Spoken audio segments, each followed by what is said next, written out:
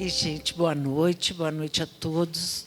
Nós estamos aqui nessa festa, né? Porque sempre que a gente encontra pessoas é uma festa, seja virtualmente pelo YouTube, onde nós estamos entrando ao vivo, seja aqui com vocês, especialmente, presencialmente, né? E, mais uma vez, estamos hoje gravando a nossa série de Diálogos com a Felicidade.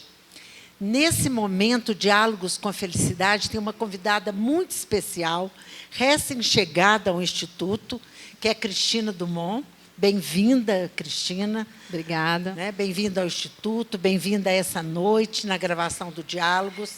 A Cristina, além de ser uma especialista como personal organizer, é uma grande estudiosa de neurociência e tem descoberto, ao longo dos seus estudos, o quão é importante um ambiente organizado para que o nosso bem-estar e a nossa felicidade aconteça. Aquelas pequenas coisas que, às vezes, nós não damos tanta importância, né? Quando a gente para organizar, a gente percebe a diferença no nosso sentimento, na nossa emoção. Então, o Diálogos da Felicidade, com a Felicidade, ele quer trazer vários aspectos dessa dinâmica do bem-estar e da felicidade para que a gente vá encontrando um estilo de vida que propicia a cada um de nós termos cada dia mais qualidade de vida, harmonia no nosso relacionamento conosco mesmo e com os outros, fazendo com que essa harmonia se expanda e traga mais bem-estar e felicidade para aquelas pessoas que estão ao nosso redor. Então, hoje nós vamos ter uma experiência muito especial, que é falar sobre organização. A organização, seja no ambiente de trabalho ou demais ambientes, porque uma coisa leva a outra automaticamente, né, Cristina? Então, seja muito bem-vinda.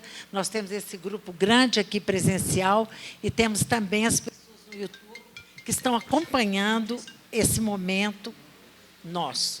Bem-vinda. Obrigada, boa noite a todos. Bom, eu acho que vocês concordam que o ambiente organizado, ele afeta as nossas emoções. Isso a gente já sabe.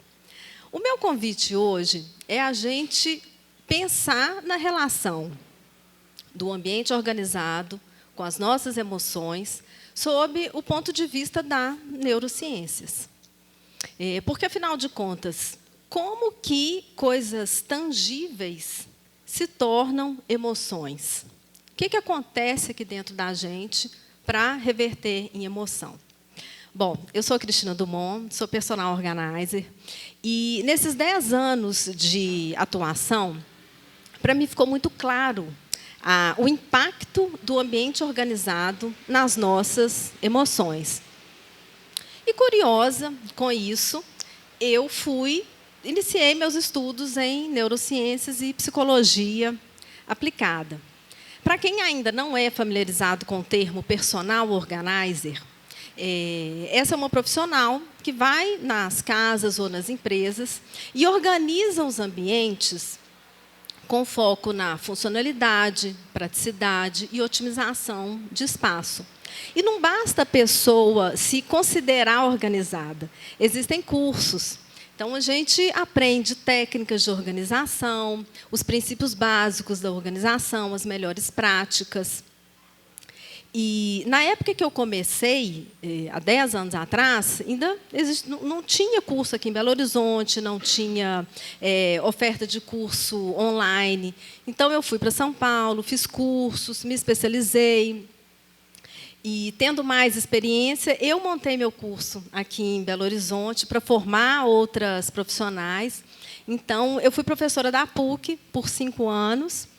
E, nessa minha jornada como professora, eu aprendi a gostar mais de ensinar, compartilhar conhecimento. Então, atualmente, além de oferecer mentorias em organização, eu ofereço palestras, treinamentos corporativos nessa área de organização, produtividade, felicidade e bem-estar. O nosso tema de hoje do Diálogos é organização no ambiente de trabalho para o bem-estar. E eu vou contar uma história. Eu organizei o escritório de uma empresária. Falando assim, parece muito óbvio, né? Uma personal organizer organizou o escritório. Mas o escritório, ele tem uma característica que a gente acumula muitos papéis. A gente ainda recebe muito papel, né? Com a tecnologia, a gente ainda recebe muito papel. São panfletos, convites, ata para participar de assembleia, e isso vai acumulando. Normalmente tem data, prazo de validade, e a gente vai acumulando aquilo para um dia a gente organizar, e a gente não organiza, porque esse dia nunca chega, e os papéis vão aumentando. E existe uma certa resistência, eu percebo que tem uma certa resistência, porque é um ambiente da casa. Quando me contratam para organizar a casa toda e deixam o escritório. Por quê? Porque as pessoas falam que elas mesmas gostariam de organizar, porque tem que analisar o que fica, o que não fica, aonde que fica melhor. Então, o escritório fica de lado. Eis que chega a pandemia. E, na pandemia, todo mundo dentro de casa, todo mundo precisando continuar trabalhando. Então, o escritório, que não era tão utilizado, passou a ser muito requisitado. Então, essa minha cliente me contratou, me chamou, mas, ainda assim, era para organizar a casa toda e não organizar o escritório. O escritório ficou de lado. Eu comecei o projeto estava andando, mas eu estava muito incomodada, porque ela trabalhava no escritório, e esse escritório ele não tinha só a função de escritório, ele era um quarto de apoio. O que não cabia nos outros ambientes, iam para o escritório. Então, tinha brinquedo, tinha ferramenta, tinha foto, remédio, além do material de escritório dela. Então, eu estava muito incomodada, mas não estava no escopo do projeto. Então, o que eu fiz? À medida que eu ia organizando o escritório, a casa, ia sobrando espaço nos outros ambientes, eu fui retirando alguns objetos dali. Então, assim, brinquedo eu tirei, coloquei no quarto das crianças, ferramenta eu coloquei na área de serviço. Aí chegou um dia que ela entrou assim dentro do escritório, ela percebeu que tinha alguma coisa diferente, ela falou assim: aconteceu alguma coisa, tá? Estou sentindo até mais aliviada. E olha que eu nem tinha tirado tudo de lá. Aí eu peguei o gancho e conversei, falei com ela. Eu falei: ô, fulana, vamos chamar ela de Ana. Ô, Ana, por que a gente não aproveita que você está em casa, você está usando o seu escritório, vamos juntas, vamos organizar, vamos deixar aqui propício, aconchegante, para você realmente usar, porque vai chegar, a pandemia vai acabar, e aqui vai continuar sendo o seu ponto de apoio quando você precisar trabalhar, fazer um home office. Nossa, nessa hora ela sentou. Aí falou assim: eu fico cansada, eu já começo meu dia cansada, só de entrar aqui. Aí foi ótimo, ela topou, e a gente fez um trabalho assim, muito legal. Bom, então, a primeira coisa que nós fizemos foi retirar o excesso de estímulo. Porque uma coisa óbvia, mas o óbvio também tem que ser dito. Para a gente trabalhar, a gente precisa concentrar no que a gente está fazendo, precisa de atenção. E ela estava dividindo a atenção com muita coisa que estava ali no ambiente. E muita coisa no ambiente é muita coisa na nossa mente, mesmo que ela não estivesse prestando atenção naquele tanto de coisa. Então, a gente retirou. Primeira coisa, foi retirar aquele tanto de estímulo. E isso acontece por quê? O nosso cérebro, através dos nossos sentidos, ele capta tudo, todas as informações. Então, inconscientemente, aquele excesso era o que estava deixando ela com sensação de cansaço, estressada, estava sobrecarregando. E ela ainda não tinha consciência disso. Tem um estudo super interessante, foi em 2011, neurocientistas australianos. Eles fizeram um estudo com ressonância magnética, tirando a desordem do ambiente. Foi comprovado que a capacidade de concentração, raciocínio, processamento de informação melhorou, aumentou. E um outro estudo, esse foi nos Estados Unidos, eles levantaram que perceberam que um aumento do nível do cortisol, que é o hormônio do estresse, níveis aumentados em mães cujas casas eram muito bagunçadas. Então, assim, a organização, ela realmente importa. Então, nessa primeira fase, a gente tirou os estímulos. Tudo que estava nesse escritório que podia tirar, a gente tirou.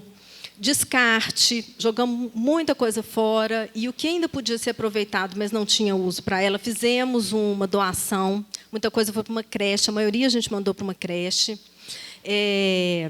O armário, mesmo tirando muita coisa, nesse armário ainda ficaram objetos que não faziam sentido ser do escritório. Mas, então, a gente separou. Um setor foi para objetos que não eram do escritório, um setor para objetos do marido e outro para ela. Então, a gente criou setores dentro desse armário. E organizamos, tiramos tudo que estava no chão, foi para dentro do armário ou para algum lugar que fazia sentido na casa. E, em cima da mesa dela, só o que ela realmente precisava para trabalhar. Colocamos, inclusive, aquela caixinha de 2 andares. E um andar era para correspondência, documento que ela ainda tinha que analisar. E o outro, o que já estava analisado, que ela tinha que arquivar. E ela assumiu um compromisso, uma vez por semana. Isso eu estou acompanhando até hoje. Uma vez por semana, ela analisa esses documentos, arquiva, faz o que tem que fazer para não deixar acumular. Então, essa foi a primeira fase da nossa organização. Deu trabalho? Deu trabalho. Essa foi a fase mais demorada, porque foi minuciosa. Ela teve que olhar documento por documento. Mas, depois disso, o projeto fluiu e ela também, o dia a dia, ficou muito mais fácil. Então, depois dessa primeira fase, passamos para a segunda fase da organização, que foi a padronização. Então, cientes que nem tudo a gente consegue descartar, o remanescente tem que ser organizado de forma prática, de forma lógica, de forma racional. Porque é o racional que a gente começa a circular naquele ambiente de forma meio que automática. Então, vocês lembram que eu falei que nós criamos setores dentro do armário. Cada setor, a gente agrupou os itens semelhantes em categorias. E essas categorias nós organizamos em caixas, em pastas, colocamos etiquetas para facilitar a identificação e facilitar a manutenção no dia a dia. Então, o que nós fizemos? Nós criamos padrões. O nosso cérebro é obcecado por padrão, porque a gente não precisa da informação completa para compreender. A gente precisa de... É como se o nosso cérebro ele preenchesse lacunas. Ele vai fazendo interpretações. E quanto mais próximo as coisas semelhantes ficarem, fica mais fácil para o cérebro fazer essas interpretações. Então, automaticamente, a gente já procura padrões no ambiente. Isso porque, eu não sei se todos já escutaram isso, mas o nosso cérebro ele é preguiçoso. Ele busca poupar energia. Então, a partir do momento que a gente deixa o ambiente lógico e prático, a gente está ajudando o cérebro a poupar energia. Porque a gente, como se a gente não tivesse que raciocinar tanto, a gente vai procurar no automático. Então, e uma coisa muito importante. Para mim, essa fase da padronização, ela é super importante. Para mim, ela é uma das mais fundamentais, porque é ela que garante tanto o ambiente ficar racional, ficar agradável, como a manutenção no dia a dia. Porque a manutenção pode ser desafiadora. porque as coisas circulam, né? A gente usa documento, usa material, então não fica aquela coisa bonitinha quando você termina a organização. Você vai circular ali. E, na hora de voltar as coisas, é que garante essa facilidade. Então, recapitulando, primeiro, a gente criou tiramos o excesso e criamos um ambiente propício para a atenção, para ela trabalhar bem e focar realmente no trabalho. Depois, nós criamos padrões, através dos setores, das categorias, dentro do escritório, para ficar prático e ficar confortável. Aí nós chegamos na terceira e última etapa do nosso projeto, que é o planejamento. O planejamento vem para acalmar o nosso cérebro, reduzir a ansiedade. Porque quando a gente tem planejamento, tem rotina, é como se a gente estivesse criando situações mais previsíveis. E isso é confortável. A familiaridade da rotina é agradável. Então, por isso que é importante a gente definir as nossas tarefas, a gente prever o que vai acontecer. E a gente acabou de falar que o cérebro ele é preguiçoso. Quando a gente dá esses comandos, a gente está ajudando a poupar energia. E se a gente poupa energia de um lado, a gente está liberando para tomar melhores decisões. O Barack Obama, não sei se vocês já escutaram isso, quando ele era presidente, ele deu uma entrevista e falou o seguinte: vocês vão perceber que eu uso sempre terno, ou cinza ou azul, porque eu não quero ter que decidir a roupa que eu vou usar. Então, de manhã, ele planejou o guarda-roupa dele. Então, de manhã era uma decisão a menos que ele ia tomar, porque ele já tinha muita coisa para decidir depois. E o nosso cérebro, ele gasta a mesma quantidade de energia, independente da decisão que a gente vai tomar. Ele não sabe o que é mais importante. Então, quando a gente facilita, tira essas decisões que são mais simples, a gente está liberando para as outras decisões que a gente sabe que a gente vai ter que tomar durante o dia, principalmente no trabalho. Então, isso tudo são ferramentas para a gente ajudar o nosso cérebro. Então, no caso lá da minha cliente, a gente definiu um roteiro diário. Ela passou a escrever o que ela tinha que cumprir no dia, o que ela gostaria de cumprir no dia. E a questão das listas, ela além da gente planejar o nosso dia, saber o que vai acontecer, a gente causa aquele efeito checklist. Quando a gente consegue completar uma tarefa, dá aquela sensação gostosa. E essa sensação boa vem por causa da famosa dopamina, porque quando a gente consegue completar alguma coisa, o nosso organismo se enche da dopamina, que é o neurotransmissor que dá essa sensação de satisfação, de realização. Então, são ferramentas que a gente mesmo pode se motivar para acontecer e para ficar feliz. Tem um outro caso sobre rotina.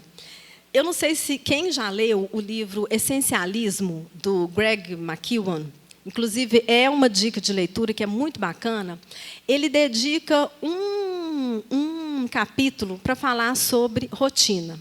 E ele usa o exemplo do Michael Phelps, aquele nadador que foi super medalhista em 2008, e ele fala que o Michael Phelps ele tinha uma rotina de treinamento. Ele não chegava no centro de treinamento e ficava conversando com o treinador dele, o que nós vamos fazer hoje, como é que vai ser? Não, ele chegava no centro de treinamento, ele sabia a sequência de alongamento, o posicionamento dele para entrar na piscina, a sequência de treino dentro da piscina e a posição e a mente dele para sair da piscina já com a mente de vencedor. Até isso, ele já se preparava. E deu no que deu, né? Então, a rotina ela é muito poderosa. E, olha só, essas 3 coisas que eu passei aqui para vocês, não precisa ser especialista, está ao alcance de qualquer um, basta começar a fazer e adquirir o hábito. Hábito, inclusive, é um outro tema, não vou nem entrar nisso, porque o hábito é um outro tema de diálogos da felicidade. Mas é só criar esse hábito. E esse projeto, ele foi um marco, tanto na vida da cliente, como na minha vida profissional. A cliente ela mudou não só o ambiente, mas a mente dela. Ela passou a agir de forma diferente. E depois disso, a pandemia passou, eu organizei o escritório na empresa, dei um treinamento para a equipe. E na minha vida profissional, ficou muito claro que a pessoa que vai usar aquele ambiente, ela participar do processo é fundamental. Porque você estar em um ambiente organizado é propício, pode te ajudar. Agora, você criar um ambiente organizado é transformador. Porque você começa a olhar as suas coisas, e isso vai impactar, inclusive, nos seus hábitos de consumo. E a organização ela te prepara. Quando a gente vai preparar, independente do que seja, eu vou preparar um prato, né, uma refeição, eu vou preparar um quadro, eu vou preparar um relatório, a gente precisa de tempo, a gente estuda, a gente se prepara. E a organização é um preparo, é como se a gente estivesse enviando mensagens para o nosso cérebro que eu estou me preparando para produzir alguma coisa. Então, ela faz parte desse processo, ela faz parte do processo criativo. Então, eu mudei o foco do meu atendimento, eu diminuí o atendimento de organizar as casas para dar treinamentos, consultorias, para a própria pessoa participar desse processo, porque realmente é transformador. E pegando um gancho, para a gente já caminhar aqui para o final, eu falei em processo criativo.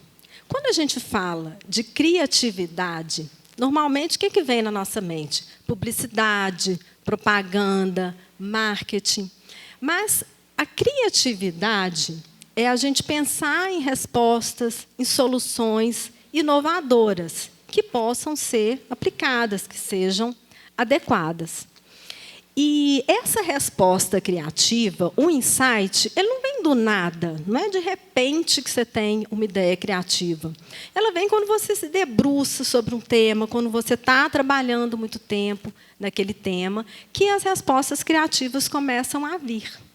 E olha que interessante, existe uma parte no nosso cérebro que ela já é ativada antes mesmo do insight vir. Quando a gente está pensando no assunto, o lobo frontal ele já é ativado. Ou seja, existe uma predisposição neurobiológica para o insight. Eu achei, quando eu estudei, quando eu li sobre isso, eu achei assim, fantástico. Eu preciso contar isso para as pessoas, porque dentro da nossa realidade, já existe uma predisposição para a criatividade. E isso é muito motivador, né? A gente saber que tem lá dentro, já está trabalhando para a gente criar uma resposta criativa.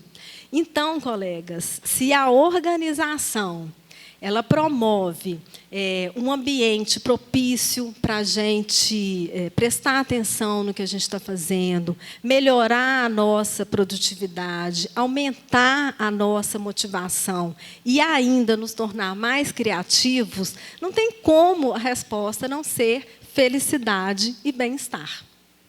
É isso. Obrigada.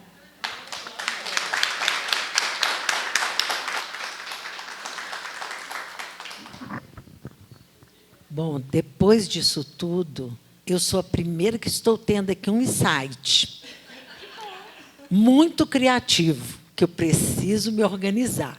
Muito bem. E que o Instituto Movimento pela Felicidade tem aberto, portas muito propícias para que nós todos que estamos aqui, os associados e os convidados, se tornem pessoas melhores para si mesmo e para os outros.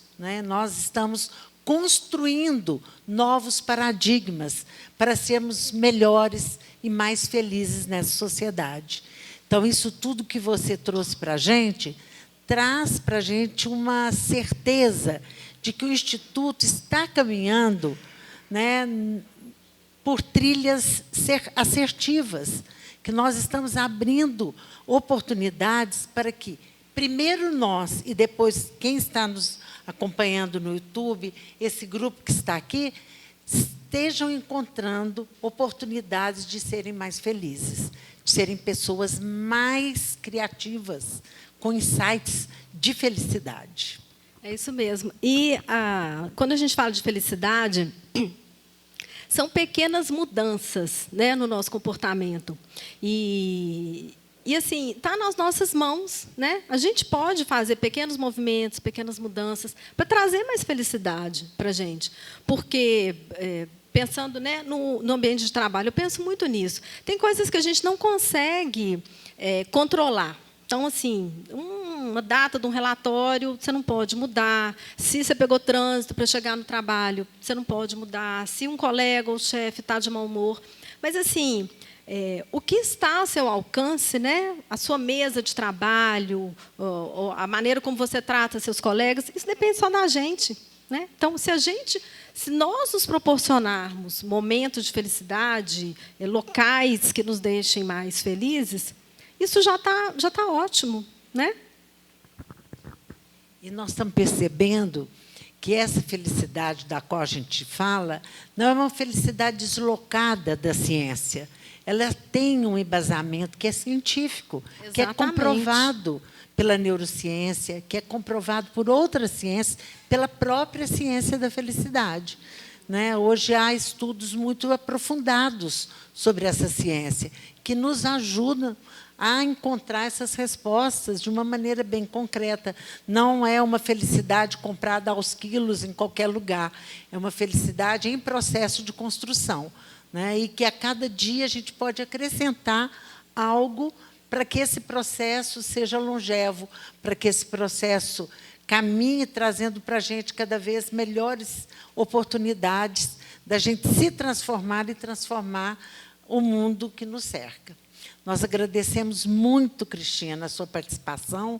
Foi uma noite muito gostosa de ouvir você aqui, né? E, com certeza, todas as pessoas que estão aqui vão aproveitar muito esse momento para ainda dialogar com você, já que a nossa noite ainda continua por aqui. Tá? Eu também adorei, estou à disposição.